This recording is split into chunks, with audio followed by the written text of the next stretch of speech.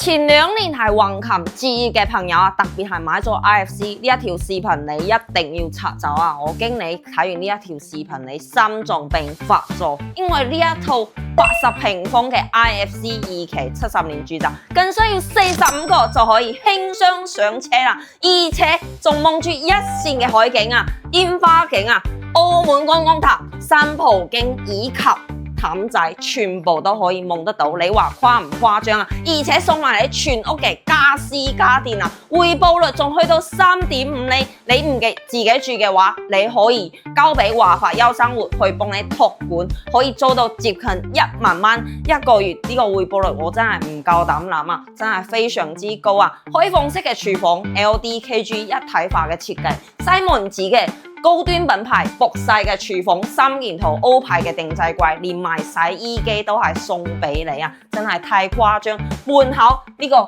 天山助理門重達400斤，野樂嘅5合1智能密碼鎖都係交付標準，可以改2房嘅。而家示範單位係做咗1房嘅設計，連埋呢啲床上嘅呢個4件套都係送埋俾你啊！全屋家私家電啊！感興趣嘅朋友，45個橫琴金融島 IFC 2期80個平方，輕鬆做業主。感興趣嘅朋友，評論區 call 3條6，我係小雅，點個關注帶你睇樓。